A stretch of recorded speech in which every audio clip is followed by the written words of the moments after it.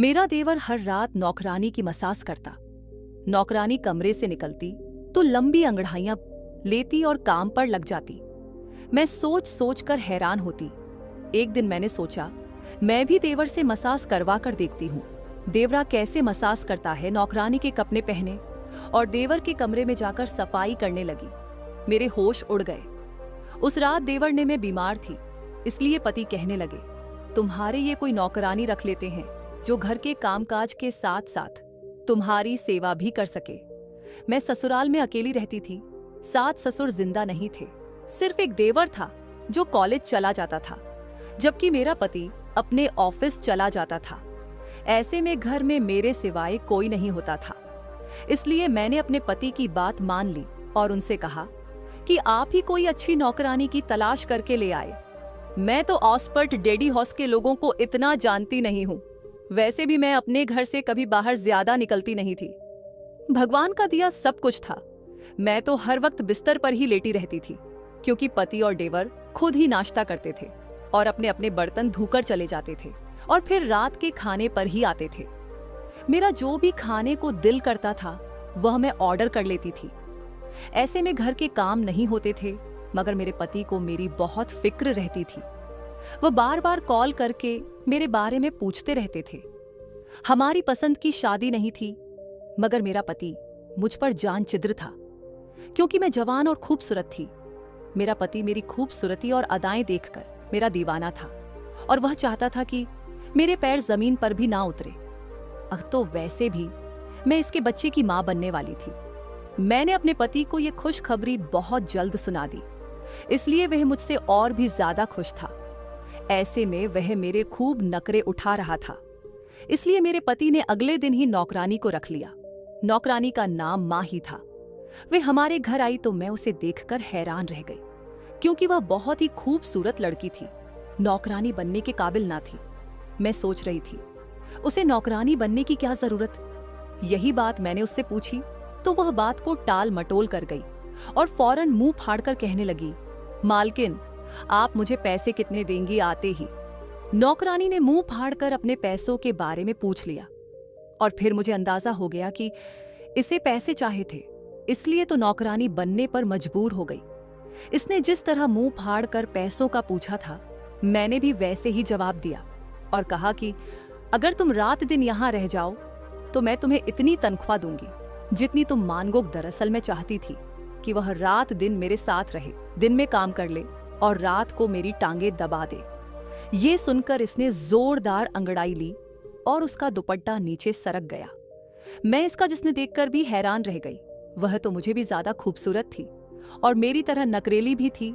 तभी तो कहने लगी, ठीक है मालकिन, आपके पास रात दिन रह लूंगी। ये सुनकर मैं खुश हो गई। आजकल के लोगों के बड़े नखरे होते हैं। वह रात को काम करने पर तैयार ही नहीं होते थे, लेकिन इसने पैसे बताए तो मैं चौंक गई। इसने अपनी औकात से ज्यादा पैसे मांग लिए थे। मैं इनकार करने लगी थी, क्योंकि इतने पैसे शायद मेरा पति देने पर तैयार न होता। लेकिन फिर मैंने ये सोचकर रख लिया कि रात को जब मेरा पति अच्छे मूड में होगा उससे यह बात मनवा लूंगी। मुझे यकीन था कि वह मेरी बात मान लेंगी, क्योंकि मुझ पर इसकी जान बसती थी। इसलिए मैंने नौकरानी से कहा, ठीक है इतने पैसे दे दूंगी, मगर तुम्हें काम तो सारे आते हैं ना। मेरी बात सुनकर उसने सर से दुपट्टा हटाया और सर खुजाने लगी। मैंने उसके बालों की तरफ देखा। उसकी छोटी इतनी लंबी थी कि मेरे होश हो गए। इसकी बालों से इतनी अच्छी खुशबू आ रही थी कि मैं मदहोश होने लगी।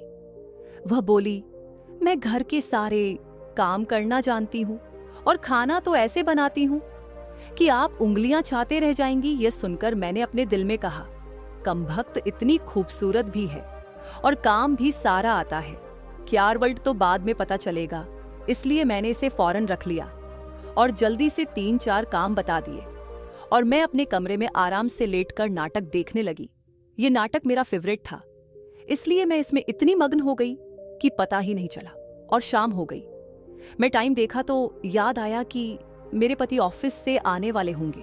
मैं फौरन वॉशरूम गई, नहाए और तैयार हो गई। मैंने नया सूट पहनकर बाल बनाए और बाहर आ गई। अभी मेरे पति नहीं आए थे, मगर देवर आ चुका था। मैं किचन में गई तो हक्की बक्की रह गई। नौकरानी मुझसे भी ज्यादा जबरदस्त पकड़े बना रही थी और मेरा देवर चाय रहा था। मैंने देवर से कहा, ये हमारी नई नौकरानी है, आज ऐसे हमारे साथ दिन रात यही रहेगी। मेरे देवर ने सर हिला दिया और पकौड़े खाने लगा। शायद उसे नौकरानी से ज्यादा पकड़े में दिलचस्पी थी। मैंने देखा कि नौकरानी किचन में मालिक की तरफ भागकर काम कर रही थी। यह मुझसे बर्दाश्त नहीं हुआ तो मैंने उसे गुस्से से कहा, चाय के साथ पकड़े बनाने को किसने कहा? ये सुनकर नौकरानी ने मेरी तरफ चेहरा किया और कहने लगी, मेरा अपना दिल चाह रहा था कि शाम की चाय के साथ कुछ छटपटा हो जाए, इसलिए मैंने बना दी। अगर आपको नहीं पसंद है तो अपनी पसंद बता दे, मैं आपको वही बना दूंगी। मैं अभी कुछ कहने वाली थी कि पीछे से मेरे पति आ गए और मेरे कंधे पर बाजू रखकर कहने लगे, मेरी प्यारी बीवी को पकड़े से ज्यादा प्यार है। ये सुनकर मैं उसे घूरी, आज तुम किचन में कैसे आ गई? ये सुनकर मेरे पति कहने लगा, मैं तुम ही ढूंढते हुए किचन में आया था, मगर किचन में इतनी अच्छी खुशबू आ रही थी कि मैं सीधा किचन चला आया। ये कहकर मेरे पति ने एक पत्ता अपने मुंह में डाल दिया और उसे खाने लगे। मैंने उसे फौरन रोक दिया कि तुमने हाथ तो धोए ही नहीं। ये सुनकर उसे भी एहसास हुआ और हम दोनों किचन से बाहर चले गए। रात हुई तो मैं अपने पति से कहा कि आज बाहर खाना खाते हैं। ये सुनकर वह कहने लगे, यार आज तो नैन नौकरानी रखी है, इसके हाथ का कुछ अच्छा खाने दो, कल बाहर खाना खा लेंगे। ये सुनकर मेरा मूड खराब हो गया और मैं उससे नाराज हो गई। मैंने कहा, लगता है नई नौकरानी आपको कुछ ज्यादा ही पसंद आ गई है। ये सुनकर मेरे पति ने अपने कानों को हाथ लगाया और मुझसे माफी मांगते हुए कहने लगे, यार मैं तो ऐसे ही बात कर रहा था, वह बेचारी खाना बना चुकी होगी, वह भी बेकार जाएगा। पति ने सफाई दी तो मैंने आगे बढ़कर इसका कान पकड़ लिया और उससे कहा, अच्छा वह आते ही बेचारी हो गई, इसका इतना ख्याल है और मैं जो तुम्हारे बच्चे की माँ बनने वाली हूँ इसकी कोई फिक्र नहीं है। मैं नाराज होकर उससे दूर जा बैठी। मेरे पति की जान पर बनाई थी। वह मेरे पास आया और कहने लगा, मूड खराब मत करो, अभी खाना खाने चलते हैं और वापस आते हुए तुम्हें आइसक्रीम भी खिलाऊंगा। ये सुनकर मैं हंसती और हम खाना खाने चले गए। हमें वापसी पर बहुत देर हो गई। मेरा पति तो फौरन बिस्तर में घुस गया, जबकि मैं किचन में आ गई जहां पर सारी चीज धुली धुलाई और सही से रखी हुई थी। मैंने फ्रिज का दरवाजा खोला तो खाने की खुशबू ने मेरे कदम रोक दिए। मैंने चम्मच उठाकर मुंह में डाला तो मुझे खाने में इतना जायका लगा कि वाकई नौकरानी के हाथ में तो जादू है। मैंने फ्रिज बंद कर दिया और सोचा कि सुबह नाश्ते में खा लूंगी। हम नौकरानी को बोलकर नहीं गए थे, इसलिए इस बेचारी ने हमारे लिए ज्यादा खाना बना लिया था। तभी मुझे याद आया कि मैं नौकरानी के कमरे में भी देख लूं कि वह सो रही थी या नहीं। मैंने सुबह उसे उसका कमरा दिखा दिया था, इसलिए वह सोने के लिए खुद ही चली गई। मैं किचन से निकली और नौकरानी के कमरे के दरवाजे पर हाथ रखा। मैं देखना चाहती थी कि वह जाग रही थी या सो रही थी, मगर दरवाजा अंदर से बंद था, इसलिए मैं अपने कमरे में आई और सो गई। सुबह मेरी आंखें देर से खुली। मेरा जिस्म बहुत सुस्त हो रहा था, इसलिए मैं नहाई बगैर बाहर निकल आई। नौकरानी किचन में थी। मैंने उससे पूछ, मेरे पति ने नाश्ता कर लिया था? ये सुनकर उसने जवाब दिया, जी हाँ, ऑमलेट पराठा और चाय पी ली थी। रोज मेरे पति यही नाश्ता करते थे, इसलिए मैंने यह बात नौकरानी को बता दी थी। तभी मुझे देवर का ख्याल आया। तोवल कहने लगी, हाँ, उसने सिर्फ चाय पी थी। मेरा देवर नाश्ते में सिर्फ चाय पीता था और फिर कॉलेज चला जाता था। ये सब पूछकर मैं नौकरानी की तरह देखने लगी। आज भी वह बहुत ज्यादा तैयार थी। उसने आज अपने बालों को खोल रखा था और लाल कपड़े भी पहने थे। उसने मुझे नाश्ते को पूछा तो मुझे रात वाली सब्जी याद आ गई। मैंने उससे कहा कि मुझे फ्रिज में रखी सब्जी गर्म करके चाय के साथ दे दो। ये सुनकर वह कहने लगी, मुझे नहीं पता था कि आप दोनों बाहर खाना खाएंगे, इसलिए मैंने ज्यादा सब्जी बना ली है। ये सुनकर मैंने उससे कहा कि हमारे घर में सब्जी वैसे भी ज्यादा बनती है, हम सुबह नाश्ता भी उसी के साथ कर लेते हैं। ये सुनकर उसने मुझे सब्जी गर्म करके दी और कहने लगी, मैं आपका कमरा साफ कर देती हूँ। इसी वक्त मुझे यह आया, मैं उसे पूछूं, तुम्हें तुम्हारा कमरा अच्छा लगा था? बिस्तर अच्छा था ना? मेरे पूछने पर वह कहने लगी, हाँ अच्छा था, लेकिन कमरे का वॉशरूम इतना अच्छा नहीं है। मुझे गर्म और ठंडा दोनों पानी से नहाना पसंद है, क्योंकि मैं गर्म पानी से नहाती हूँ और ठंडे पानी से अपना सर धोती हूँ। ये कहकर वह किचन से निकल गई और मैं इसी बात पर हंसने लगी कि नखरे तो ऐसे दिखा रही है जैसे घर की नौकरानी नहीं बल्कि महारानी हूं। मैं सब खाते हुए देर तक हंसती रही। इस दिन में थकी हुई थी, इसलिए मैंने दोपहर के वक्त नौकरानी को अपने कमरे में बुलाया और उससे कहा कि मैं रात को बाहर गई थी, इसलिए मेरा जिस्म दर्द कर रहा है, तो मेरी मसाज कर दो। ये सुनकर वह मेरे पास बेड पर बैठ गई और मसाज करते हुए कहने लगी, आप अपने पति से मसाज करवाया करें। ये सुनकर मैं शर्मा गई और उसने कहा, तुम हूं तो कुंवारी, मगर तुमने यह बड़ी बेशर्म वाली बात कह दी है। अब ये सुनकर वह हंसती और कहने लगी, मालकिन में घाट घाट का पानी पिए हुई। इससे पहले कई घरों में काम किया है, कई मालकिन बदली हैं और उनके सारे राज यहाँ मेरे सीने में दफन है। ये सुनकर मेरा मन कर रहा था उससे मैं बातें पूछूं क्या। लड़कियां अपने पति से भी मसाज करवाती है? ये सुनकर वह बोली, बिल्कुल जी, अक्सर औरतें अपने पति से पैर दबावा है मसाज करवाती है, बल्कि आजकल तो अमीर मालकिन अपने नौकरों से भी मसाज करवाती है। ये सुनकर मुझे शर्म ही आ गई थी। यह नौकरानी कई घरों में काम करती आ रही है, इसीलिए इसने ये सब होते हुए देखा होगा। इसके बाद वह देर तक मेरी मसाज करती रही। इसके बाद किचन में चली गई। रात हुई तो हम दोनों पति पत्नी लेट गए। मैंने पति की तरफ करवट ली और दर्द से करते हुए कहा कि आज तो मैं बहुत थक गई हूँ। ये सुनकर मेरा पति कहने लगा, चलो उठो, मैं तुम्हें डॉक्टर के पास ले चलता हूँ। ये सुनकर मैं घबरा गई। मैंने सोचा था कि आज रात उनसे मसाज करवा लूंगी, मगर मेरा पति ने मुझे डॉक्टर की बात कह दी तो अंदर ही अंदर मुझे गुस्सा आ गया। पता नहीं कौन सी औरतें होती हैं जिनके पति यह काम भी कर देते होंगे। मैंने करवट ली, तभी मुझे याद आया कि नौकरानी से कह दूं कि वह मुझे दूध गर्म कर दे। मैं उठकर नौकरानी के कमरे तक गई। मैंने हल्की सी दस्तक दी, मगर उसने कोई जवाब नहीं दिया। ऐसा लग रहा था जैसे वह कमरे में थी ही नहीं। ये देखकर मैं हैरान रह गई। मैं किचन में जाने के बजाय अपने कमरे में आकर लेट गई। सुबह में जल्दी जाग गई, इसलिए अपने देवर और पति के साथ नाश्ता किया। पता नहीं इस नौकरानी में इतनी हिम्मत कहां से आ गई थी। सुबह सवेरे नहा धोकर इतनी तैयार हो जाती थी जैसे वह शादीशुदा हो और पति को दिखाने के लिए इतना सचती स्वती हो। पता नहीं ये किसको दिखाने के लिए इतना सचती है। मैंने अपने कपड़ों की तरफ देखा। मैं नौकरानी लग रही थी और वह मालकिन लग रही थी। मैंने बड़ा सा मुंह बनाया तो मेरे पति ने देख लिया और कहने लगे, तुम्हारी अब ठीक नहीं है, तो मैं तुम्हें डॉक्टर के पास ले जाता हूँ। ये सुनकर मैंने फौरन कहा, नहीं, आप ऑफिस जाए, मैं नौकरानी के साथ चली जाऊंगी। पति और देवर के जाते ही मैंने नौकरानी को साथ लिया और डॉक्टर के पास चली गई। इसने 2-3 दवाइयां लिख दी। वैसे डॉक्टर का तो बहाना था, मैं दरअसल से कुछ चीज खरीदना चाहती थी, इसलिए मैंने माही से कहा कि वह मेरे साथ बाजार चले। फिर हम एक दुकान में आ गए। मैं मेकअप का सामान देखने लगी, जबकि माही कपड़ों को देखने लगी। ये देखकर मैं जल गई। मैंने सोचा कि देख तो ऐसे रही है जैसे अभी खरीद लेगी। मैं इसकी औकात पर हंसने लगी। मैंने दुकानदार से कहा कि वह मुझे ये चीज पैक कर दे। मैं पैसों पर दुकानदार के साथ बहस करने लगी, जबकि नौकरानी गायब हो गई। इसने अपने कंधे पर एक बैग रखा हुआ था, जो कि पहले खाली लगता था, मगर अब मैं इस बैग की तरफ देखा तो मैं शक में पड़ गई, क्योंकि अब वो पूरा भरा हुआ था। मैंने इससे यह बात नहीं कही, मगर मेरे दिल में शक बैठ गया। इसलिए घर आते आते मैंने फैसला किया कि मैं किसी बहाने से इसका बैग देखूंगी कि इसने बैग में क्या छुपाया हुआ था। घर आते ही वह अपने कमरे में चली गई ताकि इस बैग को कहीं छुपा सके। इसलिए मैं भी इसके पीछे आ गई और बहाने से कहा कि मेरी तबीयत फिर से खराब हो रही है, तुम किचन से पानी ले आओ, मैं दवाई अभी खा लेती हूँ। ये देखकर वह घबरा गई, बैग अपने बैग पर रखा और किचन की तरफ चली गई। मैंने उसके जाते ही बैग देखा तो मेरी आंखें फटी की फटी रह गई, क्योंकि सामने ही लाल रंग का लहंगा बैग के अंदर से देख रहा था। ये लहंगा कम से कम 2000 का था।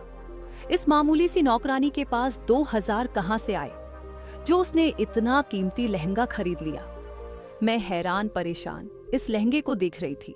नौकरानी पानी लेकर आए तो मैंने झटपट बैग को बंद कर दिया और पानी पीकर अपने कमरे में आ गई। तभी मुझे ख्याल आया और मेरा खून खौल गया। कहीं इस कमबख्त ने ये लहंगा वहां से चोरी तो नहीं कर लिया।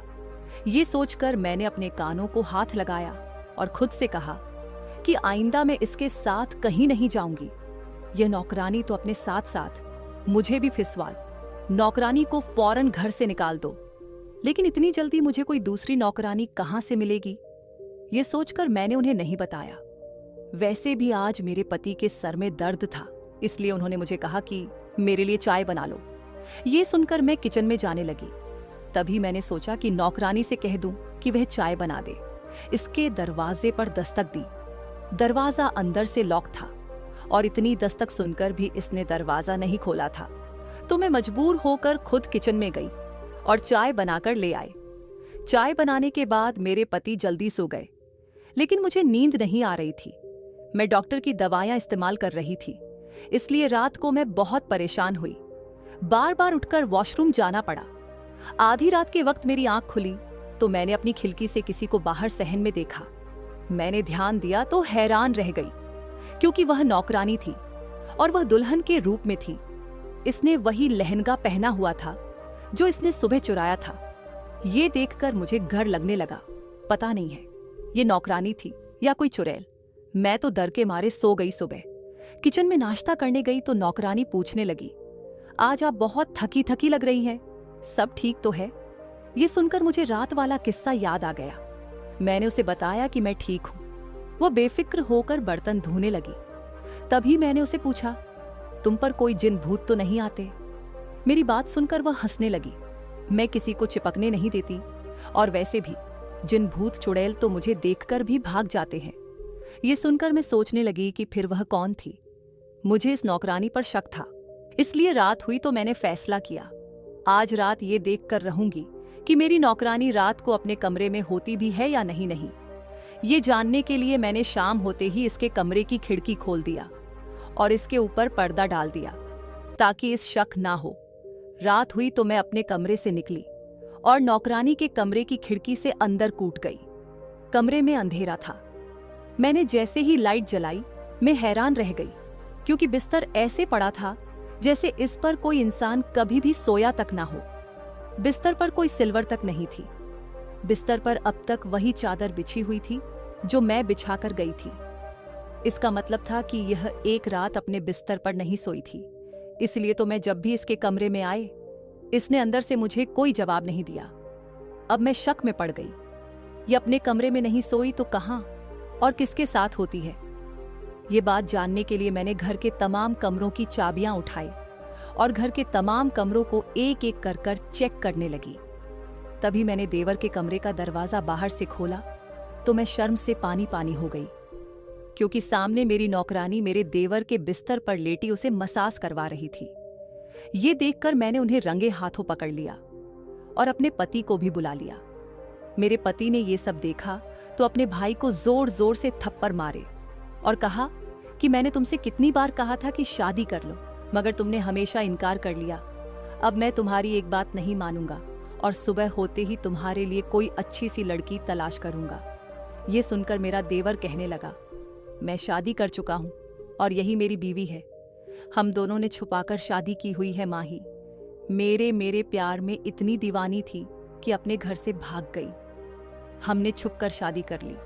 पहले मैंने इसे फ्लैट में रखा हुआ था, मगर इसने मुझे कहा कि मुझे अपने घर ले चलो ताकि हम रात दिन एक दूसरे के पास हों। तब हमने ये नौकरानी वाला खेल किया और यहाँ नौकरानी बनकर रहने लगी। ये सुनकर मैं हैरान रह गई। मुझे यकीन नहीं आ रहा था कि उन दोनों ने मिलकर हमें बेवकूफ़ बनाया था। मुझे बहुत गुस्सा आया, मगर मेरे पति ने कहा कि मेरे भाई से गलती हुई है, मगर इसने कोई गलत काम नहीं किया। इसने इस लड़की से शादी कर रखी है। ये इस रिश्ते से इसकी बीवी थी, इसलिए ये इसके साथ कुछ भी कर सकता है। अगले दिन मेरे पति ने उन दोनों का रिसेप्शन किया और सब लोगों को बता दिया कि मैंने अपने भाई की शादी कर दी है। कब वो नौकरानी मेरी देवरानी बन गई और मैं इससे काफी दिन नाराज रही, क्योंकि एक तो अब मुझे अपने लिए दूसरी नौकरानी रखनी पड़ेगी और दूसरा वो मुझसे खूबसूरत भी थी और काम भी ज्यादा जानती थी। इसीलिए घर में इसका पलड़ा भारी रहेगा। खैर, मेरे देवर का घर बस गया था। इससे बढ़कर खुशी की बात क्या होगी। धन्यवाद दोस्तों।